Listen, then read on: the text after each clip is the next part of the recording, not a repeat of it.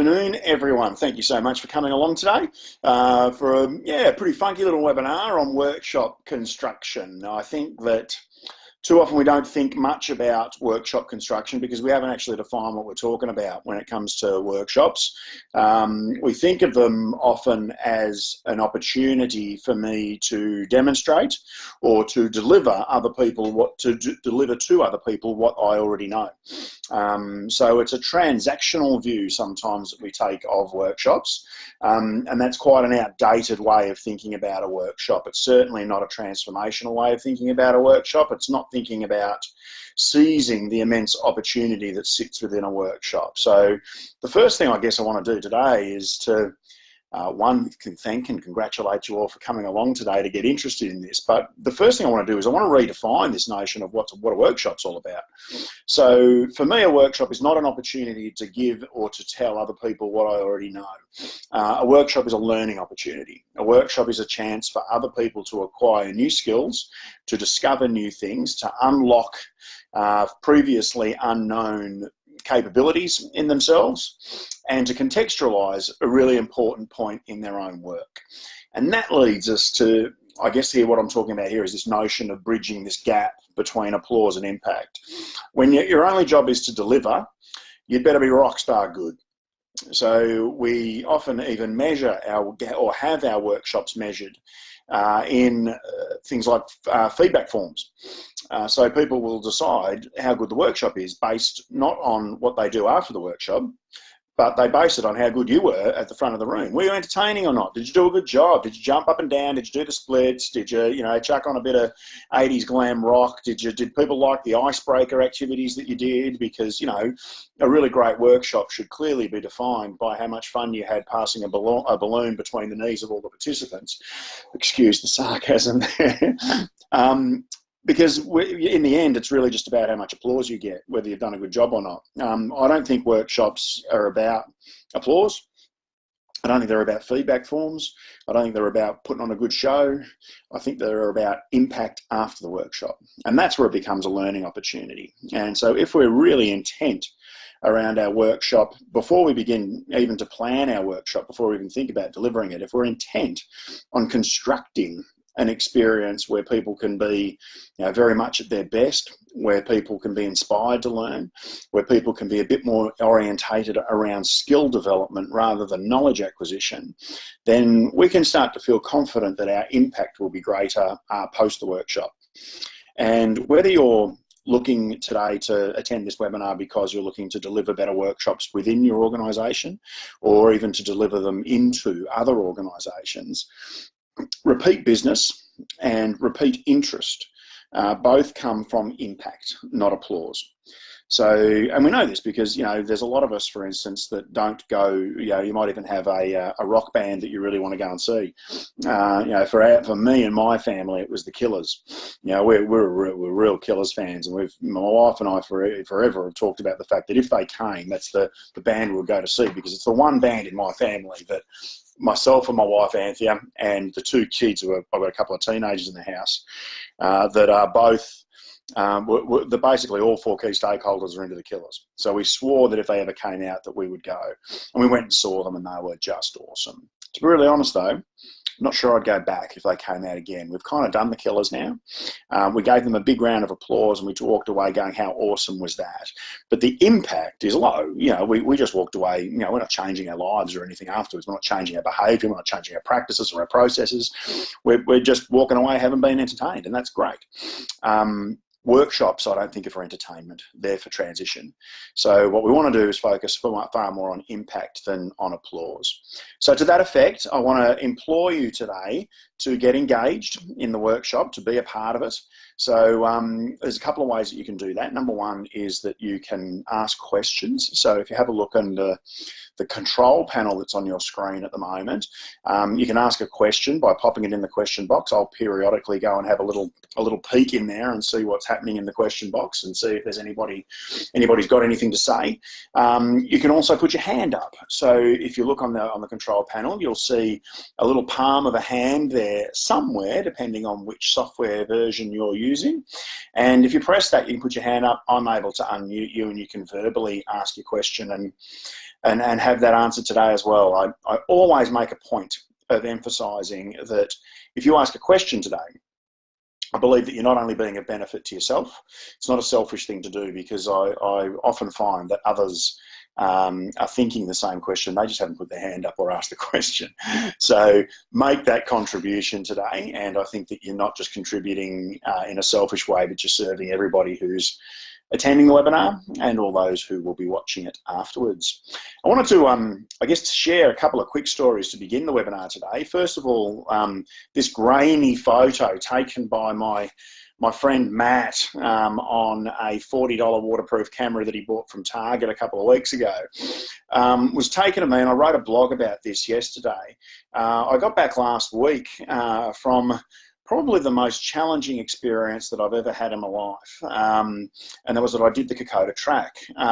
It was 9 grueling days of up and down hills. Even in this picture that you can see here, I've got the walking poles on. I remember having an internal and an external conversation before I left about, walking poles, really? Do I need walking poles? Oh boy, did I need walking poles. The steepness of these mountains was just something that I had certainly underestimated in my attempts to train for Kokoda. So here I am doing yet another river crossing. Some of the river and creek crossings that we did on Kokoda were we had to just go and get the boots and the legs wet, and then occasionally would come across some rather amateurishly placed logs, and so I had to call upon, while I did Kokoda, a whole heap of personal resilience.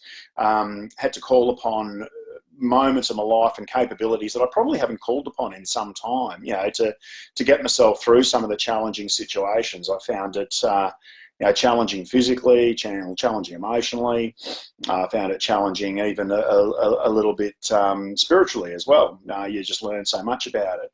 And I had to call upon a lot of my teaching ability as well, about being able to learn something new about how to use the poles, how to get down a hill. I learned how to get up a hill more effectively as well. It was a painful lesson. Not all lessons are learned easily and comfortably. After about a day or two, I realised there are some enormous and long stretches of uphill climbing, and that if I rushed at all, that I could very easily and quickly exhaust myself and I would have to stop. So I learned that what I needed to do was to get my feet and my breathing within some sort of rhythm, such that I wouldn't transition over between anaerobic and aerobic effort too often or too quickly. And I found that if I did that, I could sustain my effort of getting up the hill, and I actually found myself not falling as far anyway behind the group.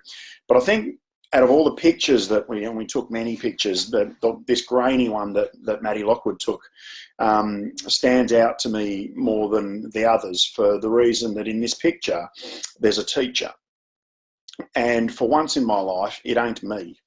The person who's the teacher in this picture is a wonderful young man called Jacob, who was my, we call them porters before we went, but the wonderful people at Our Spirit call them legends, because they say that the porter is quite a demeaning term, and the word legend more appropriately depicts what it is that they bring to the trip, because they're an enormous part, the local Papua New Guinean people, of the story that you learn along the way, and they're powerful contributors to it. Jacob is a man of few words. But he was one of the most brilliant teachers I know. And what I liked about the way that Jacob taught was that there were moments when Jacob let me go. And usually after I got past that first day or two, it was heading uphill. So Jacob worked out that I had worked it out, and that it was best to let me work autonomously as we were walking up that hill. And then all of a sudden I'd be walking along, and I might get up a big hill, and there might be finally a little flat part near the top that I could relax for just a little while.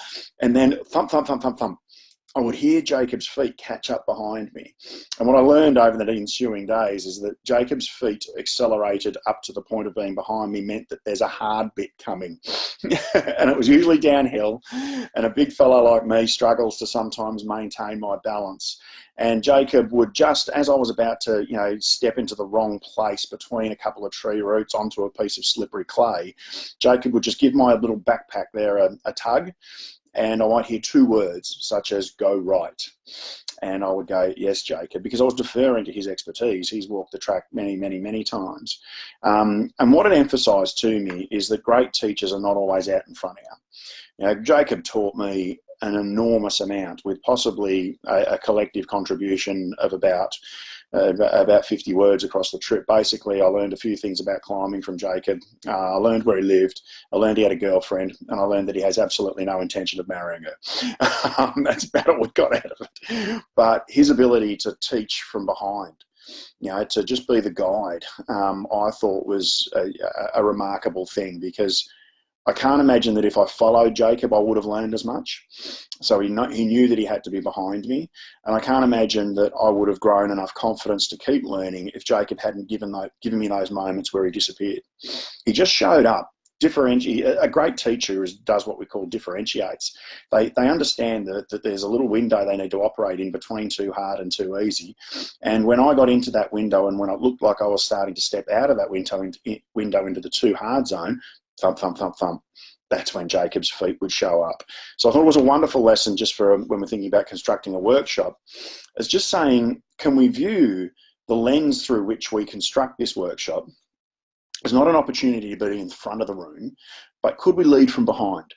Could we lead from behind? Could we say less?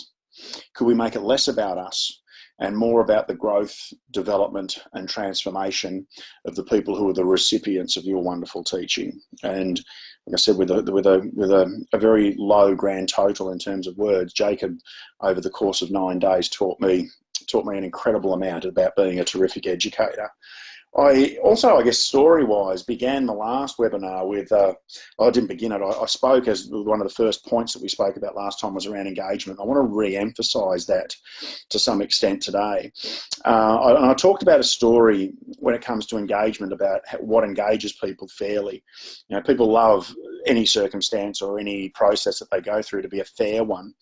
I felt fairly treated by Jacob when it came to my ability level to walk the Kokoda track. And I talked about the difference between fair process and fair outcome. You know, from an outcome point of view, it's not difficult to design outcomes that people will be able to reach. So, for instance, the learning outcome that I have in store for you today is that by the end of 1 hour, I would really love you to be able to know how to construct a workshop, or know how to take a key piece of content or a message that you wish to deliver, or a chunk of what in schools we would call a curriculum, or a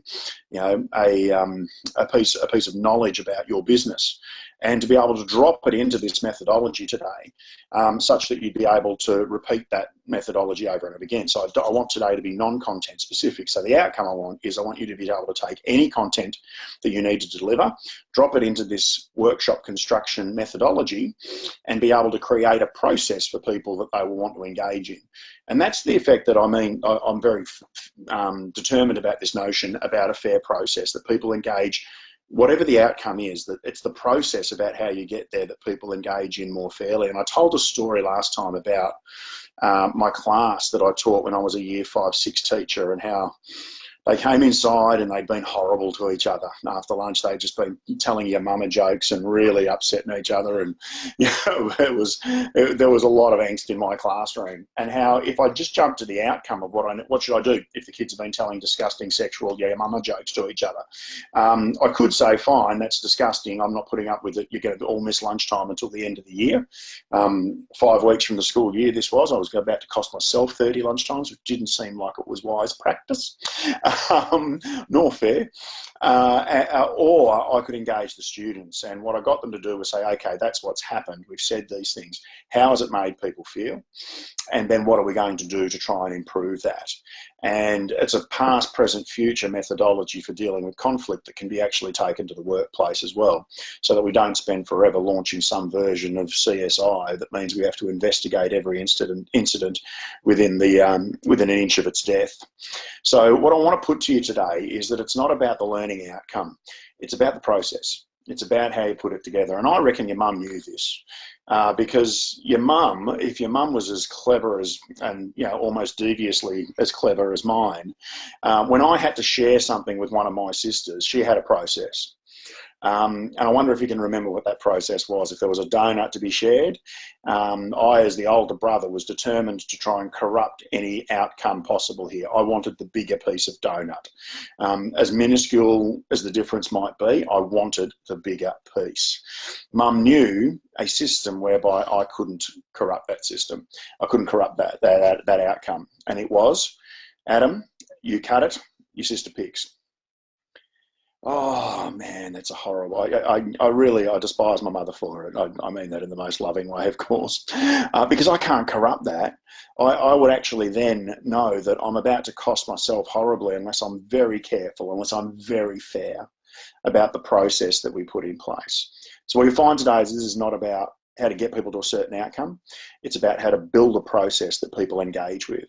Mum's trick here was to know that if she left it up to mum, if I left all the work up to mum, that I would try and corrupt that and find my way around it. But if mum engaged me, if mum got me involved in developing the solution, then the outcome becomes less important. It's the process that really matters. So let's get stuck into what this process looks like.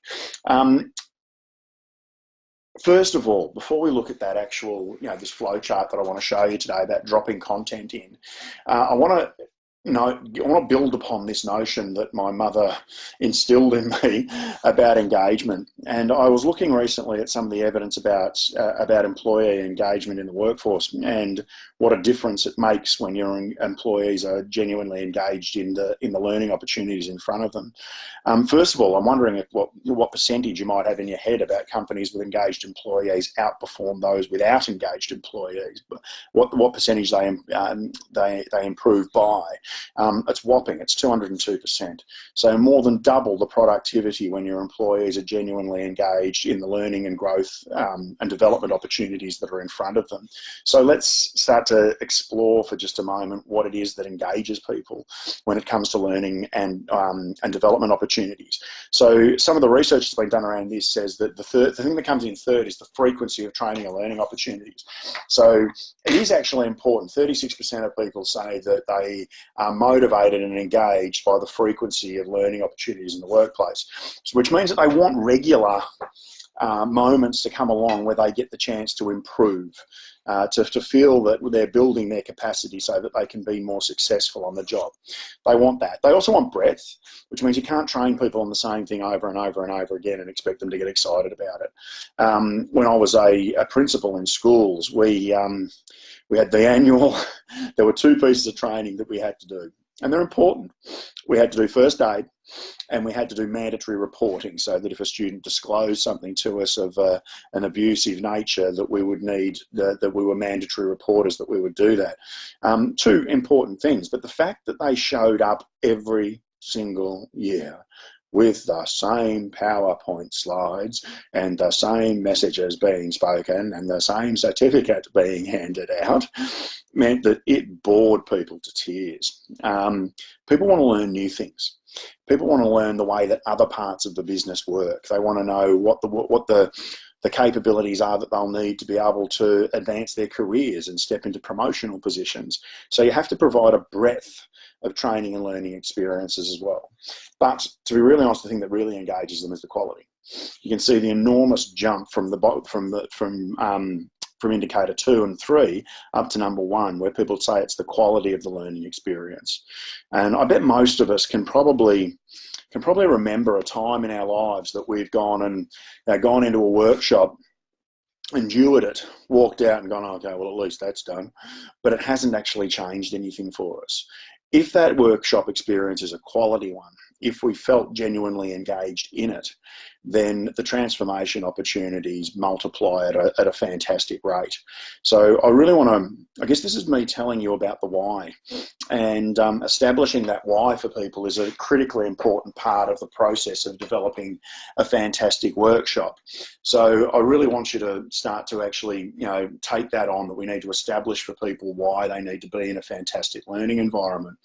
And then if we can make that learning cooperative, what happens then? So what I mean by making it cooperative is that we need to take our learning to each other. So most of us, while we've been in the last few years seeking ways to take learning online, we've been losing the human element from it. We speak a lot about MOOCs, massive open online courses that many universities around the world are developing. But some of them are finding dropout rates at the 80 or 90% rate now. And that's because of the absence of the human element. We are genuinely motivated to learn things with other people, such that we then can be motivated to implement them with other people. That's cooperation. So if we can take that cooperative lens and throw it over the top of the way that we learn, which means that we don't want to have a sage at the front of the room just delivering learning to a whole bunch of mindless individuals sitting in their own seat facing the front. We need to engage them in a group kind of way to get them to engage at a higher level. Now, the benefit of that runs at around 18%, and not just the first time you do it. This is a year-over-year developmental piece. That means that if you can engage your people in workshops where they work together and they're highly engaged, we can expect improvements in their engagement in their work year over year over year of around 18% every single year. This is an enormous untapped resource in our businesses and in our workplaces. When we think about how much money we pour into learning and development in companies across our nation, and then we think about how much of that we are losing by not making those learning opportunities cooperative and engaging, there is an outrageous cost benefit to be had by bringing in that high level of cooperation and a high level of engagement. And it begins with the way that you can structure workshops. So let me give you a really simple flow chart today for how it is that you could take some content and drop it into building a good workshop.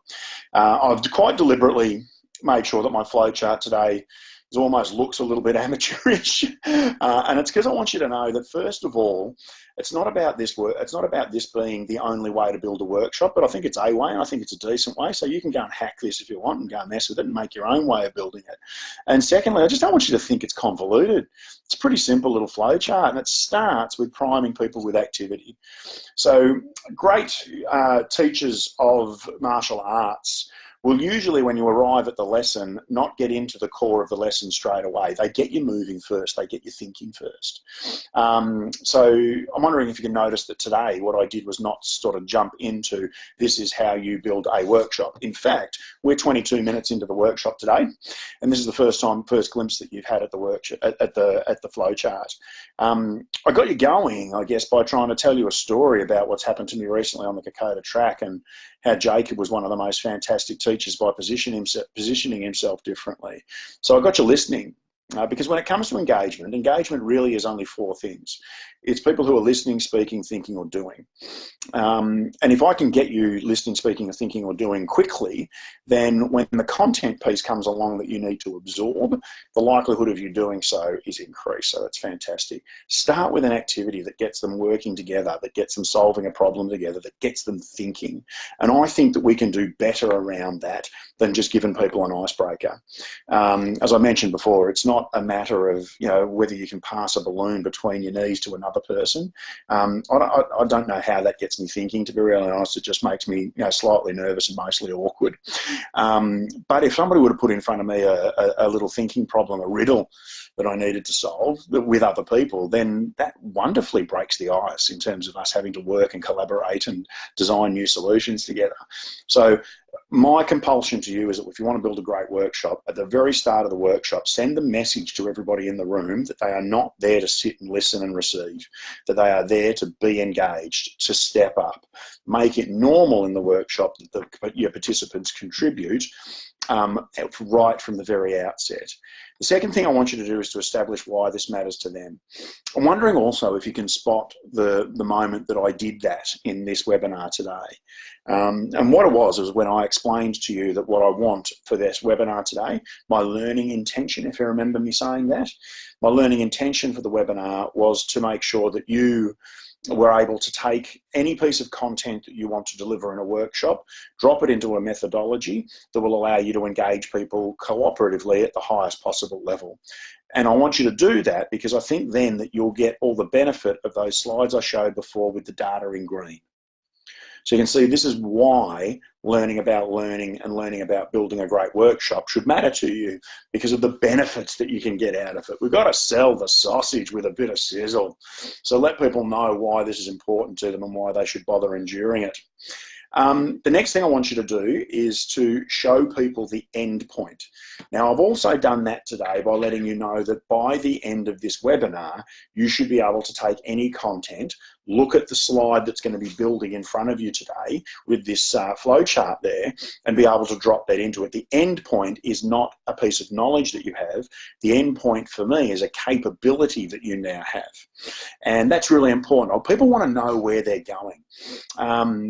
We don't like getting on trains and ships and airplanes when we don't know where they're going. We went through, I don't know if any of you can remember, there was a little period back in the 90s where mystery flights became a thing, you know, where people sort of would jump on a plane not knowing where it was going and hoping that they had a good party. They don't do them much anymore. And the reason for it is people want to know where they're going. There's a discomfort, there's an anxiety with wondering where this is going. So I really want you to think hard about how it is that you can make clear for people what the end point is. What are we working towards? What would success look like? So it's really important to define that success for them before they get there, so they know what it is they're striving towards. The sense of progress towards that end point is a highly important motivating factor. And then the next thing I want you to do is I want you to deliver. If you have to stand at the front of the room, if you have to provide for people a little bit of a show to get a certain point across, if you have to put a slide up on the board, if you have to get people to listen to you at some point, you've got to deliver like Blur. Blur was one of my most favourite little bands that appeared in the grungy English pub scene of the early 2000s, and I want you to have a think for a moment. I'm going to play one Blur song for you. If you're a Blur fan at all, you'll know that this won't take particularly long, but I want you to think about, over the next 2 minutes, why it is that I think you should deliver like Blur. Now, I want to make it very, very clear, and apologies first up that I nearly lost you all in there for a moment. We had a little message in the coaching, in the question box there from the amazing Cole Fink, who was letting me know he's got to sneak off for a coaching call, but he's enjoying the webinar. Nearly lost you for a moment, so I should know not to play with it while there's a music video going. Now, I want to first of all emphasise that I want you to deliver like Blur, not because of the content. If you listened at all to the words in that song today, you would realise that it's nonsense. I don't know what it means to say that I got my head checked by a jumbo jet. It wasn't easy, but nothing. It is. I don't know what he's talking about or what sort of drugs Blur must have been on when they decided to write that song. So it's not about the content. There are two reasons that I want you to deliver like Blur. Number one is that when you do need to be in front of the room, you've got to be high energy. You've got to be fair income. If you want to have people's attention, then earn it. You know, step up and put some genuine energy and effort into the work that you're doing at the front of the room. It's the one time that you need to do it. If you construct a really good experience that engages people and has them doing a lot of the work during the session, you don't have to speak across the depth of a 2-hour or a 6-hour workshop. You don't have to do that. But when you are at the front of the room, step up and make it high energy. Now, the other reason that I really love Song 2, which is what you just witnessed on the screen there, the reason that I love Song 2 is that it's renowned as one of the shortest #1 hits of the last 100 years. It goes for just under 2 minutes, that song. And it reminds me as an educator that what I need to do is get to the point. I need to move quickly. This is not an opportunity for me to show off my immense linguistic talents. A workshop is an opportunity for me to, in a high energy, short moment, get my key message across and then quickly get my participants into doing something motivating with it. So what am I going to get them to do? Well, there are 3 levels of questions and activity that I want you to make clear that you're going to engage with after you deliver like Blur. And the first level is often just checking in that they got it, that they got the key message. So this is where we're going to focus on knowledge, but we're not just going to dwell there throughout the entire workshop. I want to have some way to check in that they've got the building blocks, that they've got the foundation in place to be able to do something better. So what I will do is create activities and questions that begin with verbs like the 4 that you can see on the screen here. I'll ask people to define something by, could you talk to your partner and list for me the 3 or 4 things that you think are the most important about what we've done so far. And I think if I did that, even with you today, you'd start to write down some things about it. It's not about you, it's about them. You might write down that you don't need to lead from the front of the room. You might need to write down that you need to be able to deliver in a short space of time with a high level of energy. So you actually have some knowledge already from today's webinar that you could recall, that you could record in some way, and you could share with other people. So that's valuable from a workshop point of view, is to just make sure if you've got some gaps there, if when you get the opportunity to walk around and see people doing this, they're sort of sitting there looking at each other going, God, well, gee, I don't know, then you might need to backtrack and go over some of that so that you know that that foundation for work after learning has been developed and scaffolded really neatly for them. When you know that they've got it, you can move on to what I call level 2 questions, which means you're increasing the level of challenge. Now, for a lot of people, we're frightened about this because we think that if we increase the level of challenge, people go, oh boy, do I have to do this, and and this is really hard. It's actually fascinating in the human condition that the higher the level of challenge, the more likely we are to want to step up and to do even more and more and more and more and more. I watched my brother-in-law, a fabulous fellow called Simon, who came with me at Kokoda. And Simon's very fit and was always one of the first people into every checkpoint, and to finish a day, Simon was always in there. And what I saw was Simon slowly looking to try and step up to other capabilities across the whole of the Kokoda track, to the point where by the end we all were employing local legends like Jacob, who I showed you before. Simon's local legend got a really easy run towards the end because Simon decided he wanted to carry his own pack. Simon decided that he wanted to get himself up and down the hills, and his legend really just needed to hang around and walk somewhere near him. So there weren't as many tugs on the backpack for Simon because he was definitely stepping up to applying the knowledge that he was using and increasing the difficulty level, and Simon loved it. It was really exciting for him to be able to not only just climb mountains and up and down on every single day. He enjoyed adding challenge to it. We do. We enjoy adding challenge.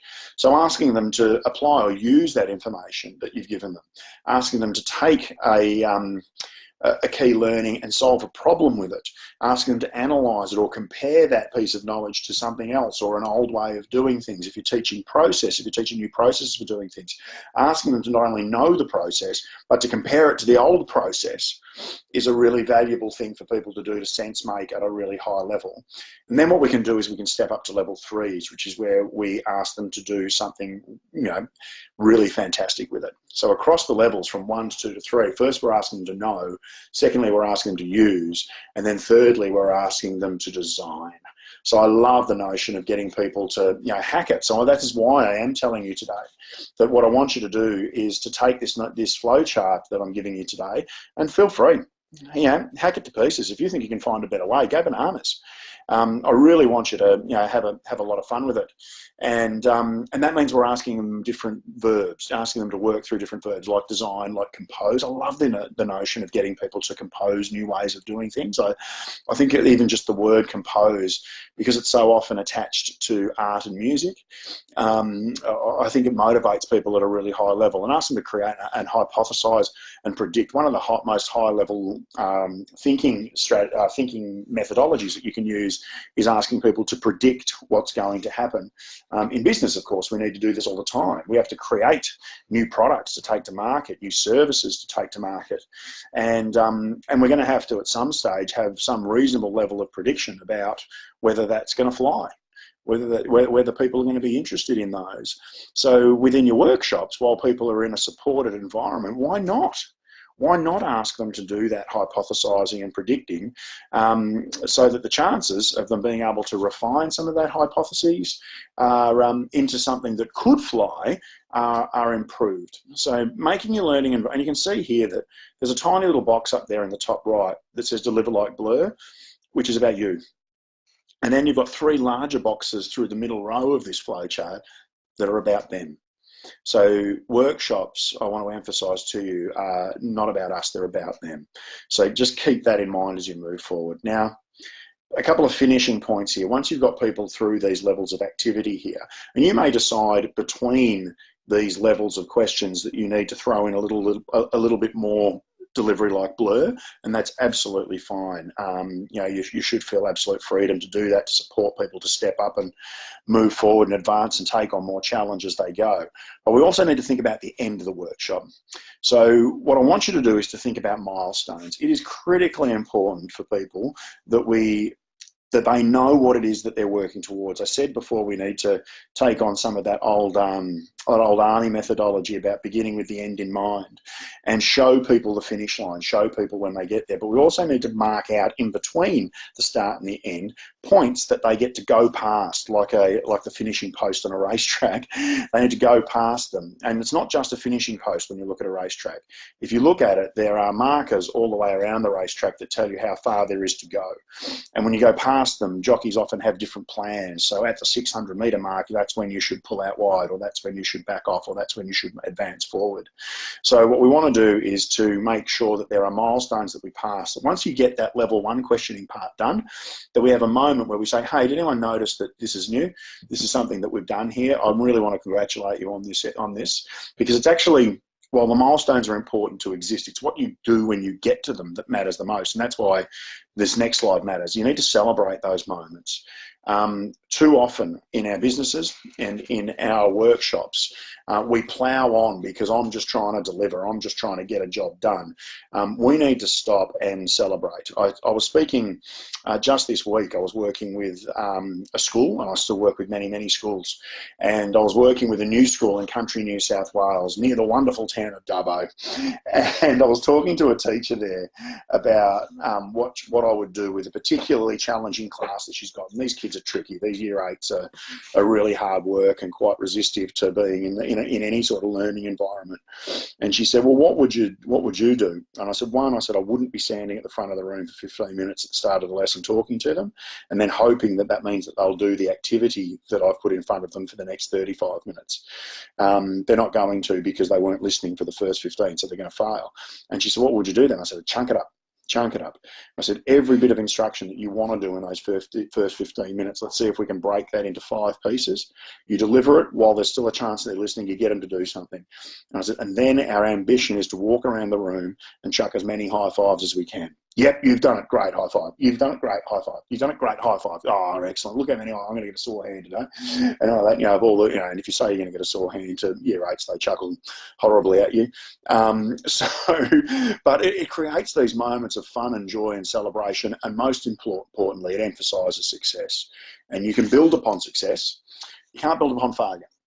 So what we want to do is to create as many opportunities for you as possible to be able to chuck a high five when you're in a learning environment. Really important stuff. So remember, first of all, to celebrate completion rates and celebrate milestones. Okay, and then the final thing that I want you to do when you're running a workshop is ask people to make some public declarations. So what I mean by that is having a moment at the end where you ask people to say, okay, what are you going to do with this? What could you please tell your friend next to you? Could you tell your table? Could you stand up in front of the room and make that declaration? I often, when I'm running workshops, at the end of it, will insist, and I'll talk about this in a moment, that there's no applause, but I will insist that that people video recorded in some instances, saying what they're going to do with the investment of their time in that workshop. Because it wraps 2 things around that declaration. It wraps support and it wraps accountability around that declaration. And when people do that, the likelihood is that they're going to do something about it. I know that myself. I can set myself the target of going to the gym 3 times a week. I'll get up at 5 o'clock in the morning and I go to the gym 3 times a week. I can make that declaration in my head. It ain't happening. So I know that I need to tell my darling wife, Anthea, because 2 things will happen. One is she will make me accountable by giving me an elbow when I've hit the snooze button twice at 5 o'clock in the morning. A bit of accountability and a bit of support. Because when I come home from the gym, she'll say, well done, darling, that was great. And that helps. My tail wags a little bit and I feel like stepping up to those declarations. So that's why I do say beware applause. Applause is for entertainment. Applause is for you putting on a good show. Applause is for the old methodology of workshops where it's all about the person at the front of the room. It ain't anymore when it comes to learning. It's for the people in the room. And that's why I even, at many of the workshops that I run, refuse to let people clap. I say, if you want to thank me in some way, you need to make a public declaration by turning to the person next to you and having a good natter for the next 3 minutes about what you're going to do with this and how you can keep each other accountable to following through on that. Hugely important stuff. And I think that's when we've redefined that word workshop, and then we've gone into a process of constructing a workshop that allows you to drop any content into it and do a fantastic job. So look, the next webinar that we're going to run, I actually think that this is the most important webinar that I've run. So it's going to be about why education matters, why every organisation in the world should be all interested in not only thinking about investing in L&D, but in doing it the right way and using it for competitive advantage. So the next, this webinar will be a game changer in terms of the way that you do L&D and the way that you do development and human resource in your business. So I really want to compel you and encourage you to sign up for this one. When that link comes through to register, it's going to be an absolute cracker. And before you leave today, what I want you to do is to make sure that you download the slide deck from today. So notice that that's in the control panel, all yours, help yourself, I want you to have it. And the last thing I want you to do is reach out. If we can help you at all in any way in the important work that you're doing, here's our contact details, and I'd love to hear from you. So thank you all so much for coming along. I hope you've gotten something out of this. I hope that you have ticked off that learning outcome, that learning intention, which was to be able to learn a new methodology for designing a new type of workshop in a way that engages people, maximises the opportunity to have them coming together, and pays no regard to what the content is that you need to deliver. I'll see you next time.